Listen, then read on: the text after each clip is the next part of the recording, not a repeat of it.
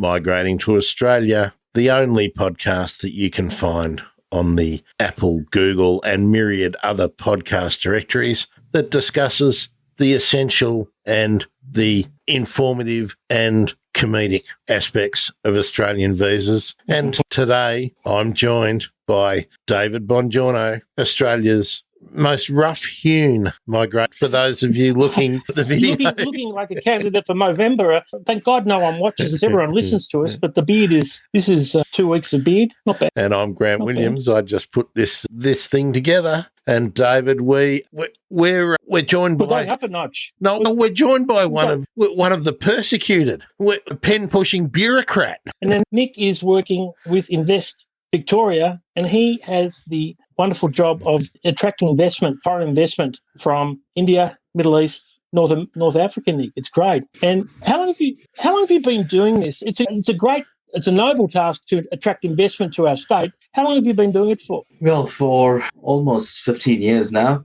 David. Started off in India, in the Victorian government Indian office, and that was way back in 2005 in 2020. I'm doing pretty much the same thing, but at the other side of the fence, so to speak. And David, isn't that a pathway that I don't think I've ever thought of before, that you can get a job in your home country working for the Australian government or Victorian government or a state government or a quanga, a quasi-government body, and find yourself, 10 or a dozen years later in COVID Central in Melbourne. That's amazing. We'll get your migration background, Nik. Did you come on a work visa? We'll talk about it later, but did you come on a work visa or a study and then move to the study pathway? Beautiful. Now, Invest Victoria we want to start with, and people who know about Invest Victoria know about it. There'll be people who are listening who don't know about it, and it might pique their curiosity. It's essentially a full government body designed to attract investment to the state, in a nutshell.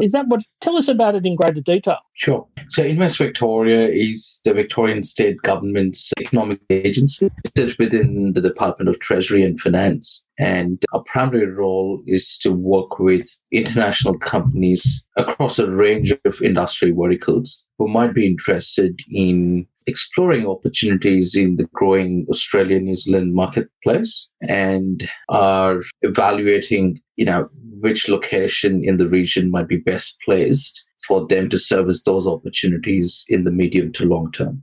Right. You've been doing this for how long now? Almost 15 years. And challenging times to be doing it now. How has the last year been for you in comparison to, say, last year, which migration was a terrific year? How has it been this COVID year? Look, as I mentioned, we work with companies across a range of verticals, and there are certain priority verticals that we've designated to ourselves, primarily focused on what Victoria's traditional strengths have been. So the answer to your question, David, is depending on which sector you look at. If you're, of course, looking at everything related to pharma, medtech, and healthcare, well, parts of it from a delivery point of view is in crisis, but that's where most of the market opportunities are for now and for a good time to come. So, beyond a certain stage around, presenting value proposition to overseas investor companies as to why Victoria or Melbourne could be their Australian, if not their Asia-Pacific home, we get into the next level of looking at what industry verticals or sectors that they run and provide very tailored services to their requirements. That said, as you rightly said,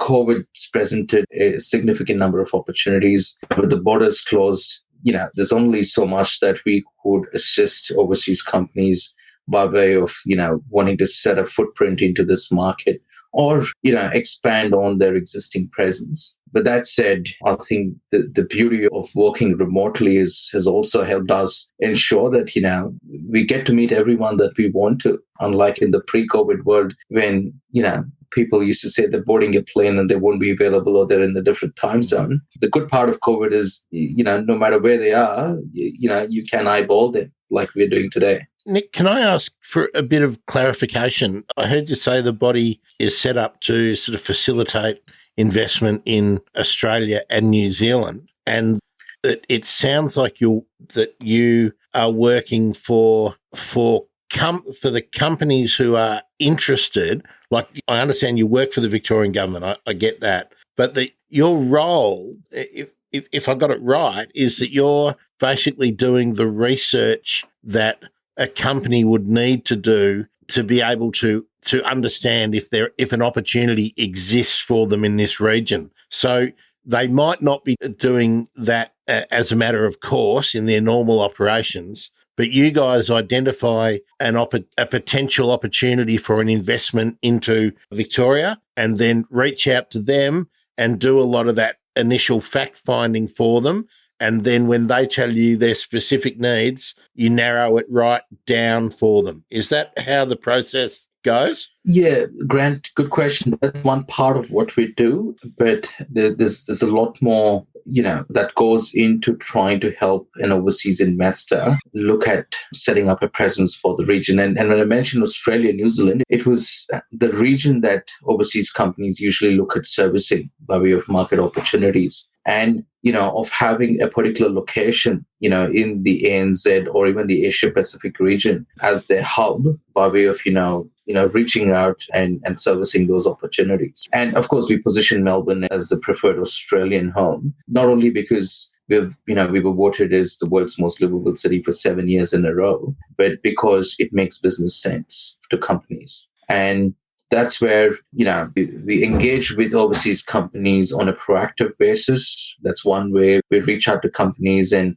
once we have, informed view of their intention to look at overseas markets and if Australia could be one such location they might be focusing on, or we could bring the focus on to Australia and then Victoria. But also the second part of it is also companies who are interested, have done a bit of their own homework by way of wanting to enter this market, but have several unanswered questions, as any company would, wanting to enter a new market. And that's where, as a government organization, we hold them through the process, depending on what the project might be, by way of, what the, say, facilitation process might be, what the approvals might be. Of course, that all goes to perhaps, a manufacturing related opportunity or a planning related opportunity.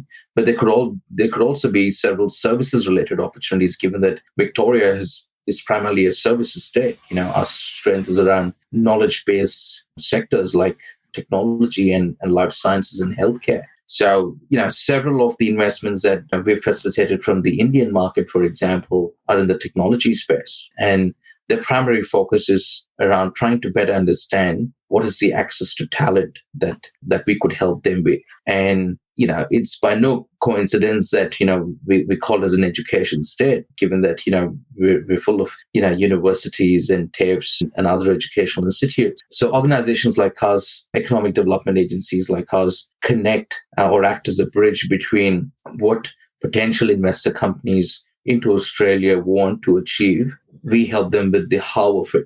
How can we help you achieve that? Or how can we help you better understand where you want to go in Australia, depending on what your short, medium, and long-term goals are. A sense of solidarity or a sense of friendly competition. If somebody came to you, look, we don't think you're right for Victoria, but you'd be fantastic in the Northern Territory. I mean, do you refer companies to each other, or is it, we're all fighting for the same clients? Yeah, good question, David. Look, there's a friendly competition, of course, between states. And I must also acknowledge that, the private sector companies that we're all working with, and in many cases, there could be more than one state who might be in conversation with these overseas private sector investor companies. They're quite smart enough as well. They do their homework too. And, they broadly have an idea as to where they might want to, set up shop in Australia too. But that's where, sometimes companies come to us for a bit of validation in terms of the homework that they would have done. Does it align with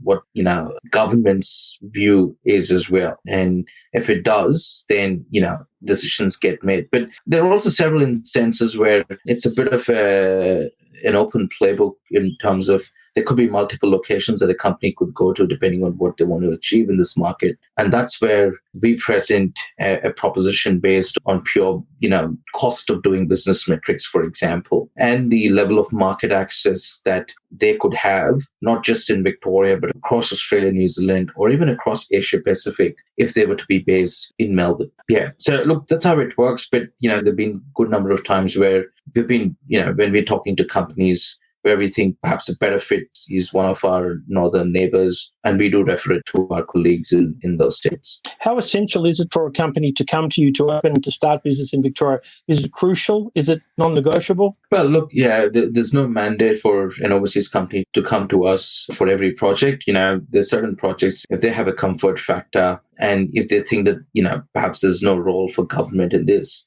by all means, they can go ahead and invest in and execute the project through their own network of, service providers or ecosystem enablers that they might have access to. The question is to take it to the next level is depending on, again, what sector the project might be, the potential investment might be, right? If there's a specific role for government around regulatory approvals and a whole host of, stakeholder management, for example, if it was, an investment that could go to a regional area, and that's where, perhaps local councils as well in the regions come into play. We have colleagues in regions as well whom we could bring together. And the advantage that overseas companies have would be, we're a single point of contact within the Victorian state government. And based on what the project is, we bring in relevant internal stakeholders to the conversation, which would be hard for, if a company would hire a private consulting firm to do the same job. It would be quite challenging. And you guys don't charge? No, we don't charge for our services. So all our services are free and confidential. That said, of course, we work with a number of players across industries who are competitors, but what you tell us stays with us. It's in the vault. And that's where, the business that we are in is the trust business, plus it's a long-term relationship. And more often than not, I must say, companies are fairly comfortable kind of working on this model, because at the end of the day, we don't have a commercial interest. It's about the commercial interest of a potential investor company that we want to attract to the state, as long as we think there's a good business value proposition, right? Nik, if I'm a local business person looking to put together some form of conglomerate investment body to perhaps invest in Victoria, can I get for no charge from the government the same kind of information that a foreign business can get from you? Like you mentioned earlier, the cost of doing business in different sectors. Can I, as a local investor, secure that information free of charge? Absolutely, Greg. Given that, we're a government organization funded by the taxpayer, while our mandate as Invest Victoria is primarily foreign direct investment, there are other parts of the government that cater to investors in the domestic market. Cool. Clarify that, because I know that I've never had to deal with Victoria on this thing, but I know people have tried to get information out of the Australian government for those kind of things, costs for doing business, transactions, general costs for transport, all that kind of stuff that you need when planning out a medium-term look for a business, and nothing comes for free. So I'm really pleased that the Victorian government is doing something that directly facilitates investment without putting a roadblock, a financial roadblock in the discovery phase for a business. Before David goes on with his next question, can I ask you, Nik, because you mentioned you moved to Australia, and it always gets lost because we talked about the 7 years of Australia, of Melbourne being the most livable city. Now, you've had the experience of coming here and relocating. Why do you think Melbourne continually figures so high in the most livable city ratings across the world? And is it actually important? Good question, Grant. Look, going by the rankings by The Economist, of course, they have their own methodology. Given that it's a global benchmark and not a regional benchmark, they have a set of parameters by which they measure different, cities across the world. And by virtue of that methodology, we've come on top for 7 years. And I think now we're the second most livable city. And I think it's important on several counts in terms of, whether it's a business or at the end of the day, while we're helping a business choose its Australian home and become an Australian employer and, start employing locals, it's also about, certain key management positions within the foreign investor who are likely to move to Australia as well as a part of starting the business. And that's where we've seen, consistently, of course, Melbourne's a preferred location for those CXOs of large multinational companies in terms of wanting to live in a place, I think, that gives them the balance of, access to great schools for their family, for their kids, to being a relatively easy place to get around, no matter what your mode of transport might be. And also, I think in terms of the culture of the place as well, and given that Melbourne's the cultural and the entertainment and the foodie capital of Australia, and you can't get a better combination than that, isn't it? Plus, if you combine that from a more corporate point of view, we're more cost competitive than any other Australian capital city across the eastern seaboard,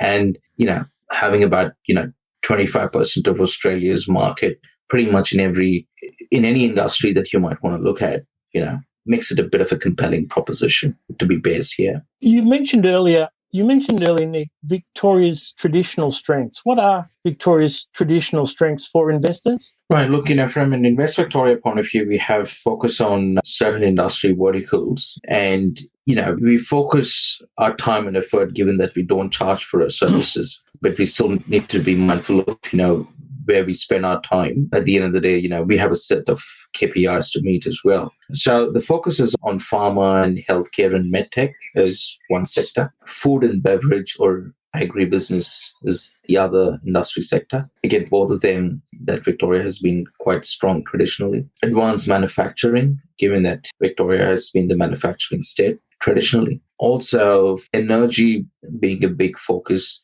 given the current state of transition that we find ourselves in.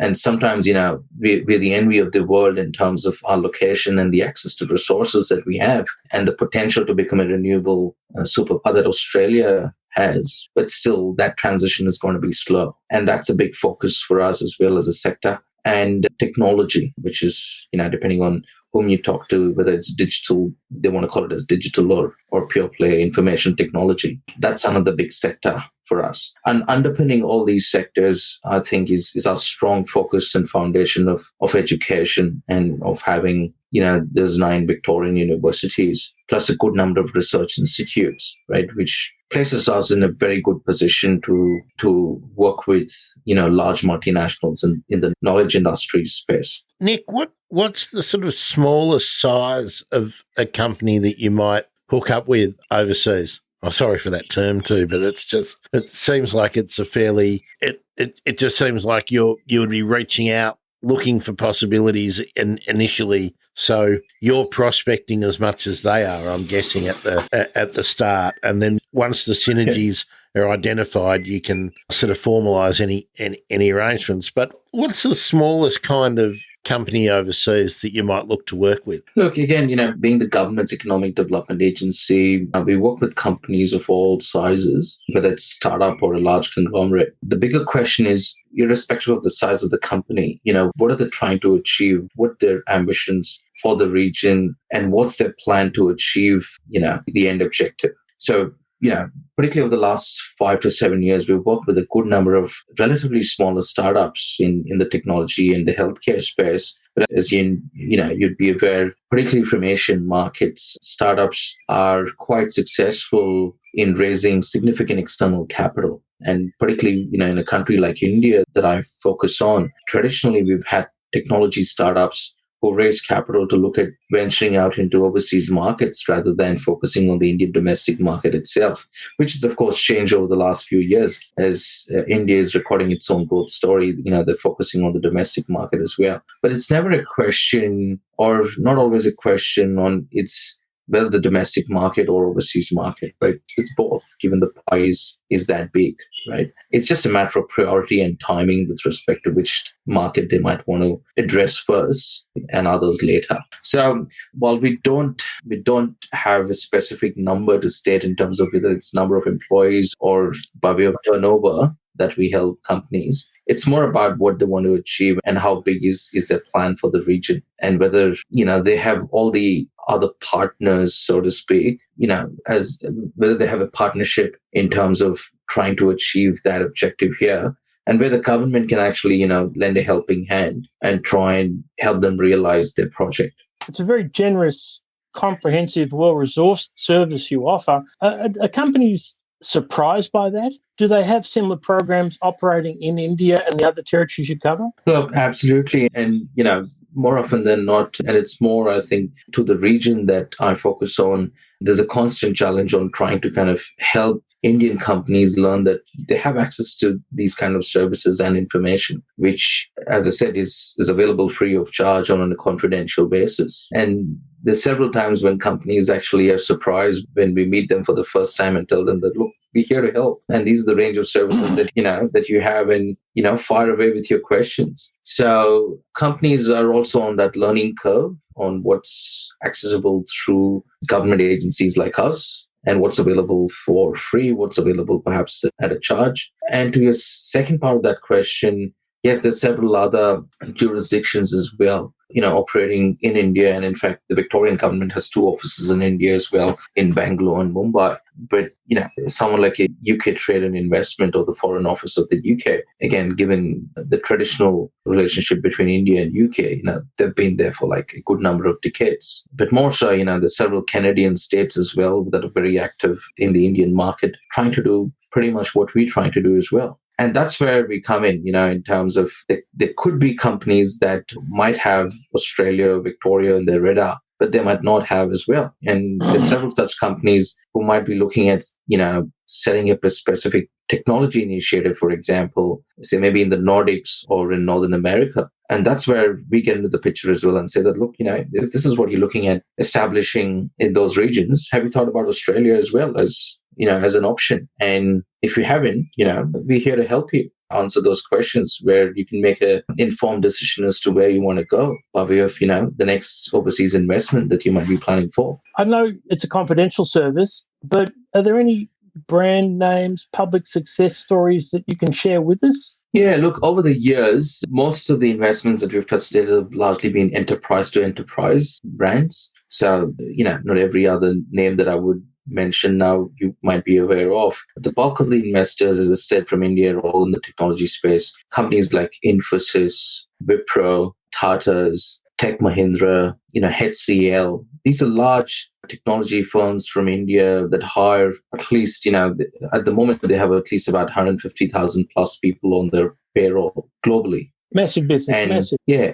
And a significant number of them, have the headquarters here in Melbourne for the region. So look, these are largely enterprise names, but they're more in the technology and the life sciences space. And once they set up, do they like to transfer various parts of their business when they see how easy it is to do business in Victoria? Do they bring more of their business across? Absolutely. And that's a part of our mandate as well. Once we've helped a overseas company, set up shop in Victoria and provided all assistance to that effect, it's the start of the relationship, not the end of the relationship or the end of the project. That's where, our new mandate would be to help them grow further in Victoria, and how we could try and perhaps bring in other functional roles from the other markets that they might be operating into Victoria. A good example of that is, a company like Wipro that set up shop way back in 2009 in South Melbourne with our assistance. We worked closely with them last year by way of, attracting the first cybersecurity defense center for Asia Pacific for Wipro down here in Melbourne. Right? Beautiful. Yeah. And, and they're hiring at least 100 local staff just for that cyber defense center. It's fantastic. I mean, as they build their business here and take from their home country and to their new adopted country, what's the feedback you get? Oh, Nik, doing business here is so much better than doing business in India because X, Y. What is some of the feedback you get? The feedback, again, that varies based on what industry vertical the company is focusing on, because, it would vary from one region to the other. But I think the general feedback that we get cutting across industry verticals is, the fairly black and white approach towards doing business in Australia. It's, of course, an expensive place to do business with, the average or the minimum wage in Australia perhaps being one of the highest globally. But that said, companies appreciate that, it's fairly black and white here, unlike other markets where, it's hard to, essentially, draw a line and say that, look, these are the regulations, yes, but it's not as black and white as it is in Australia. So that's the very positive feedback that we get, despite it being an expensive location to do business. Sorry, David, can I just follow up on that point that Nick made about Australia being expensive to do business? I hear that often, but I would contend that if you actually take all the costs of living and all the things like medical insurance and just the general environment of risk in Australia and in Melbourne, the cost of business is not so high. It's only if you're looking at the raw cost of doing business. So I just wonder why we always perpetuate that idea that it's expensive here. It's not expensive if you look at all of the social good that you get that you don't have to directly pay for just being here in Australia. So any company that is here long term is going to have it's going to have healthier workers. It's going to have longer lived workers. It's going to have better educated workers if they're drawing from the local population. So why do we perpetuate that it's expensive to do business in Australia? You're spot on, Grant, but the key term in what you just said, the key couple of words is if companies are here for the long term. So the key word is long term. And I must say when we're in conversation with companies that don't have a presence in this market and are wanting to set up a presence, usually from a first 3 years profit and loss, statement point of view, right? With a minimum wage of, almost $19.50 per hour, I must tell you, that's perhaps the biggest cost that companies have to take care of coming from Asian markets. As I said, my perspective is more from an India or an Asian point of view. And to account for that kind of a cost as a minimum wage with, the potential pipeline that they might have at the moment and a conversion ratio in the first 3 years. Because at the end of the day, I think the primary challenge for any company coming into the market is if you have your first 3 years sorted out, you'll be here for the medium to long term. And the trick is around that first 3 years. And that's where we've had several of the Indian companies, quite obviously, as in it's a very different cost model back in India. But also, if you look at the US, the average minimum age is nowhere close to what it is here in Australia, right? So from an access to talent point of view, where the talent pool is much bigger in the US, and I'm talking more from a tech industry perspective at this stage, tech companies find that it's a lot more expensive to hire talent here. That said, you could offset it by several other factors around, it's a great place to live. So, you might be paying a lot more to hire talent, but, the trend is that they're going to stick on for much longer. I think I'd be happy to stand corrected, but I think if you're looking at general risk for a startup or a small to medium enterprise in Australia versus the US, we come out miles ahead in terms of just being a risk just to start up. I'm not talking about a massive company, but for a small enterprise, 5 to 15 to 30 employees, that we're a far less risky proposition on any metric. No, we are a far less risky proposition in some ways, Grant, but also, again, this is based on, what we get to hear from companies of various sizes whom we talk to on pretty much on a daily basis. The sales cycle, for example, in the Australian context is much longer in the US, right? It again is better. So it's harder at the front end, but it's a better payoff at the back end. That's right. So, it again goes back to that first 3 years, for them to crack those first 3 years and have a healthy set of customers that they're servicing, plus a healthy pipeline that they can convert over a period of time. And the cost of making that happen, given that this is, again, a relatively small market when compared to the US or the UK or in general Europe, I think that's where, the challenges do come up. But again, I think thanks to COVID and I think the way our governments have responded to it and have contained it, I think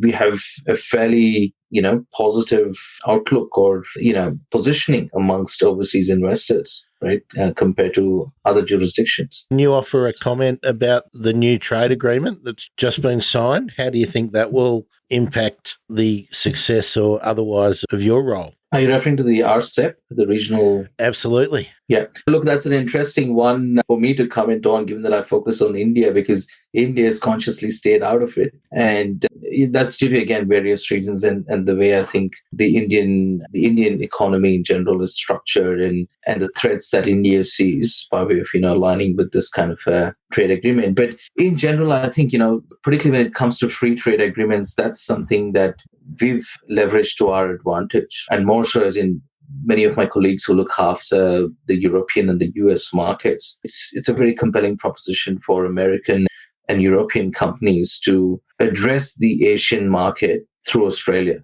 at least to start with. And the free trade agreements that Australia has with a number of Asian countries places us in a very good position, by way of, building that long-term outlook to access Asian markets from Australia. I must also mention the Victorian government has its own international network as well. As I mentioned, offices in India, in Bangalore and Mumbai, but 23 offices globally, 2 of them in India and 1 in Dubai for the Middle East, but cuts across, 5 offices in China, 5 in the US for obvious reasons, biggest trading partner and biggest investor. And then, presence in other key markets as well across Asia and Europe. You mentioned we were going to dip into the negative aspects, and we touched on one: cost of employment, salaries, wages. What is some of the negative feedback you get about other negative feedback you get dealing with foreign companies doing business in Australia? What's some of the other negative things they talk about with you? In terms of trying to enter the Australian market? And doing business here when they do enter the market. Yeah, look, one is, again, the challenge around,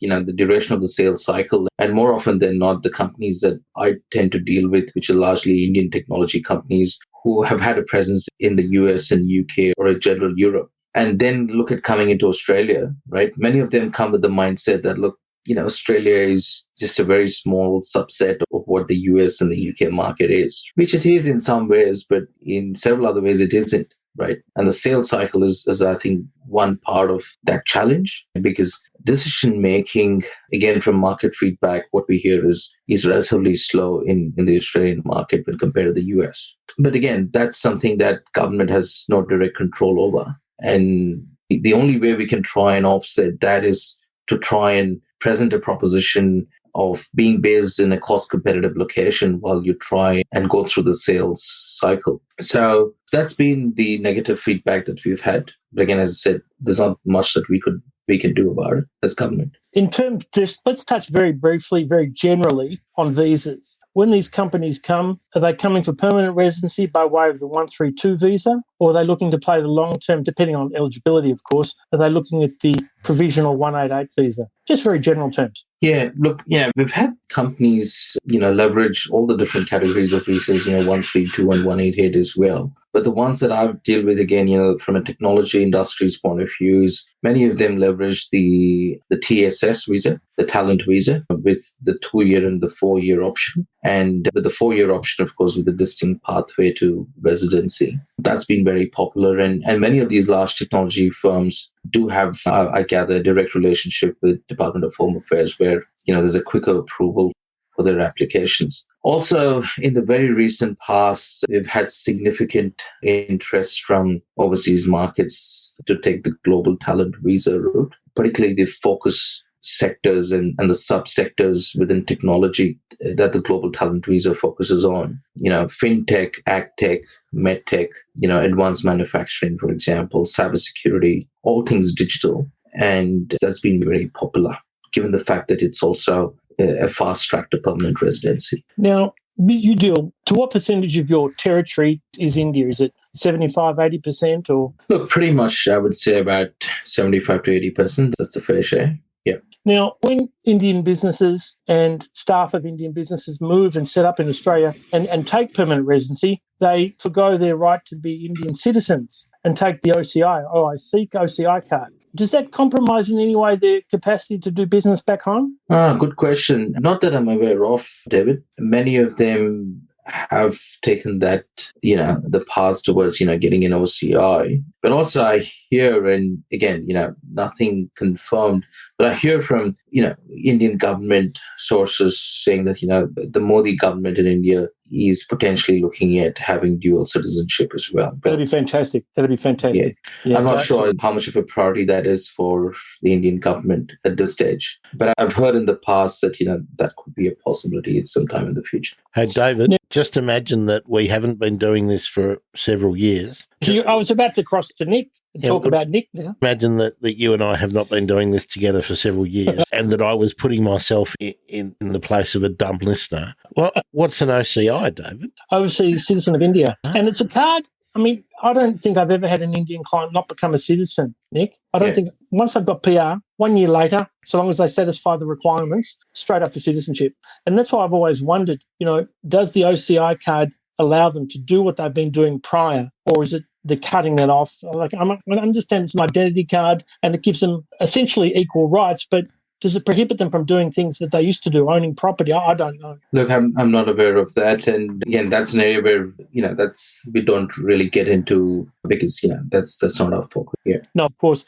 Now, you've been here. How long have you been a permanent resident or citizen? You're a citizen now? No, look, I've just completed barely 3 days back of being a resident for a year. So I think I'd be eligible to apply for citizenship. So I'm a resident as of now. Fantastic. How long have you been a resident for? Yeah, just over a year. So I got a phone call. It cuts out StreamYard, so I lost your answer before. I apologise if I'm repeating. Yeah, that's right. It's been a year and I think 3 days, if I'm not wrong, since I've been a resident. Fantastic. Nik, on a personal note, are you a bird nerd? Are you into birds? We talk about because I'm sure that those melodic tones are coming through your microphone. So I wondered if you've got a minor bird or something in a cage nearby. No. But look, where I live is in a good number of trees around, and I think it's that time of the evening going back home. So you've got the blackbirds and the minor birds singing out. So minor birds very popular in India. So I thought you might. Yes, that might have been one of your family traditions to keep one. So. What visa did you come out on, Nik? I came on a work visa. 402 or 457? 457. Okay. And then... Yes, so my employer nominated me to get a residency. Yeah, so it's 186, I think. I'm sorry, I'm bad with the numbers. Yeah, by nomination. Yeah, sponsored. Yeah, fantastic. Yes. So did you get came from Bangalore? Was that the Victorian government sponsoring? Nik, was that better than that? Victorian government sponsor, fantastic, and that would have been a very smooth process in terms of the way the state and federal governments liaise with each other in this investment space and in the visa space. I know they work well together. Do you have any dealings on a day-to-day basis with the federal government in the work you do? Okay, absolutely. We work very closely with our federal colleagues in the Australian Trade and Investment Commission. And, there's several investment projects where we work as a team, by way of, trying to get the project to Australia, because that's the first hurdle you've got to pass. And after that, of course, while we have a healthy competition, as I said, it's also, at the end of the day, up to the investor where they want to set up as well. So while our federal colleagues have the mandate to try and, of course, get the project to Australia, we work at the next level along with our federal colleagues to try and see if Melbourne can be the best fit. Now, we don't hear much. I mean, you have the Middle East and North Africa as part of your territory as well. Now, we don't hear much about North African or Middle Eastern investment in Victoria. Is it something the government's keen to develop? I think the government and Invest Victoria has an international investment strategy on our website. You can have a look at that. We're keen to kind of work with several of the clusters across markets. And the same would apply to Africa as well. But again, I think, emerging economies like Africa have their own challenges around, trying to chart their own domestic growth story and are currently in a phase where they're seeking more investment rather than, they're investing into, first world locations like Australia. That said, there's always that, large, well-capitalized conglomerate who might have presence across several markets in the Middle East and Northern Africa who would be interested in Australia for it. And those are the companies that we'd be working with. Nik, you've been in Melbourne long enough now to know that we have to turn everything into sport. To understand anything, it has to have a sporting context. So who is our greatest opponent Is it one of the Canadian cities? Is it a location somewhere in the US, or is it the Scandi dudes? Is it the Northern European socialist utopias? Look, it's more the American ones, I would imagine. The North American ones, the Canadians, and one of the experiences in terms of moving across to Melbourne, and of course with young kids. And my daughter, for example, is such a big fan of Richmond Tigers, and the first match that I took her, I think she was like 3 or 2.5 years old or whatever. And for the simple reason that, it's Richmond Tigers, and she could relate to that because tiger is the national animal of India. Yeah. And by default, she'd want to barrack for Richmond Tigers. It will fabric of, I think, the life in Australia in general, but, Victoria, Melbourne in particular. And it's a shame, of course, that, the grand finals happened elsewhere this year, but it's such a part of the tradition here, isn't it? Yeah. It is. And Canada and the US are crap at cricket. So. Absolutely. Look, I've met several in this 15-year journey and going. I've met several very well-known, very well-qualified people who have made the decision to come to Australia for the simple reason that, MCG is here and they wanted to be in a first world country where cricket's a religion. They could have gone to the US or Canada with the kind of qualifications that they had and working for universities or global multinationals. But they made a choice to come to Australia. We're going to have to strong-arm Nick, David. We're going to have to strong-arm Nick and see if Invest Victoria have access to a box for the Boxing Day. Well, I was going to ask you, Nick, 20 over games, 50 over games, test matches. Is there space for 3 games, or do you think one of them has to go? No, I think there's space for all the 3. You don't think there'll be a 30 over compromise for the 20 and 50 and 30 over and 50? Well, we've already got the 10-10 going. That's in England. Forgot about that. We've already got 4. Yes. Why stop at 4? Not yet. My dinner time is usually late in the day. Nick, I can't let Nick go yet because I've got 2 nonsense questions for Nick, but they're all about Melbourne, Nick, or one's all about Melbourne, one's all about Australia. What do you think of the trams, Nick? Look, I think they're great just from an experience point of view, isn't it? Particularly coming from Asian markets, right? India doesn't have trams. Is that code for you like them but not to travel on? No, look, it depends, from, where you want to go. And more often than not, our offices are close to Parliament. But, if you've got to go to Docklands for a meeting, that's the best way to go. Jump on a tram rather than if you have the time to walk and you're happy to walk, you can do that. But jump on a tram, you wouldn't want to get on a cab or even drive or whatever. And as a relatively new arrival, Nick, within the sort of 2 or 3 year period, you've been here about a year. How long did it take from when you got off the plane at Tullamarine before you went to see a kangaroo? That is a nonsense question. Yeah, that was way back, I think, in my first trip to Australia in 2006 when I first visited. And I was, of course, quite excited to see a kangaroo and was very disappointed not to see a kangaroo until I went to the Melbourne Zoo. Were you waiting for traffic to stop while they popped across the road, were you? Yeah, look, coming from India, you would think that, just like how you kind of have monkeys kind of jumping in India, in every other street, but pretty much, you can find it's not too hard to find a monkey in the suburbs. Stop that. You would imagine perhaps you would see that you'd get to see kangaroo in every other suburb. Get back, Skippy. Stop that. Nick, thanks for joining us. Nick from Invest Victoria. Thanks for stopping by. No, my pleasure. Thanks, David and Grant, for having me. Thanks, Nick. Been great. Now, David, we have to do a bit of an update because last week we were speaking and we were really hopeful. We were glowing. The possibilities of international students coming looked very close, and we were talking about next year, next semester. But I think that's been blown completely out of the water. I think the pilot program is about to start for the Northern Territory, and they're bringing in students who were here. And I think that pending the success of that, the South Australian government's going to follow that their pilot programs, and we will get international students back. Am I missing something? Have I picked up on something that you didn't pick up on? On the same day that Minister Tudge was in the headlines for other reasons, there was an announcement or a statement, I'm not sure how we would classify it, but the government said that we should not be expecting to be welcoming international students back anytime in the near future. I think they used something like the foreseeable future as their term. So that knocks out semester 1, and I think probably semester 2 next year, because we won't be having a vaccine widely circulated till the end of next year. A lot of the big schools were budgeting on June, mid-semester next year, midterm. So sorry to interrupt, but I got to go. If that's all right. Yeah. Thanks, Nick. Thanks for coming. Ciao, man. No, look, thank you. See you then. Ciao. I think, Grant, that the pilot program will go ahead, if not now, later, to bring them back, and they're going to be quarantined anyway. So I always think that the pilot program to bring those who were here back was not predicated on a vaccine, rather on quarantine. Well, now South Australia's got an outbreak, and it's come from hotel quarantine. So, geez, I know. Can you believe that? I saw that. Well, I can totally believe it, because people have been carrying on as if these things are foolproof. We're in a pandemic and viruses spread.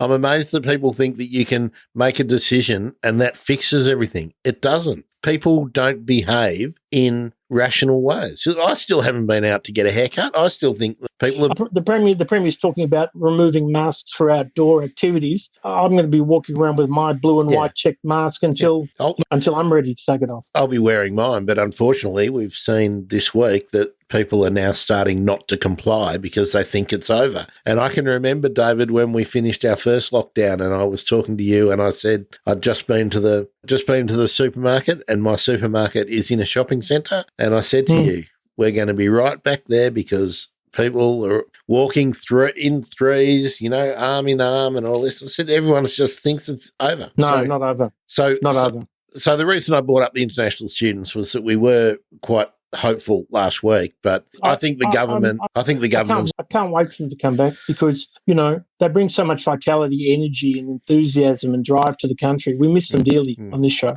Well, we both agree on that, but to my ears, the government, I reckon, stomped on that. They are going ahead with the South Australian trial, but of course now South Australia, who knows, in 2 weeks' time, well, most 4 states have just closed off their borders to South Australia. So, yeah. I remember South Australians were quite hostile to Victorian drivers attacking cars with Victorian number plates. And Twitter's always a good place to poke fun at those dirty crow-eaters. But no, in all seriousness, we wish that they get it under control as quickly as we did, or as thoroughly. The better description is as thoroughly as we did. Next Migrating to Australia podcast, we're going to talk to a business lawyer about opening up a business in Australia, what you need to consider. Now, we just spoke to Nick, and obviously the difference is that Nick deals with established corporations, established businesses, significant investors. We're talking about people who migrate here, whichever means they do, and they want to open a business. If you're an overseas podcasting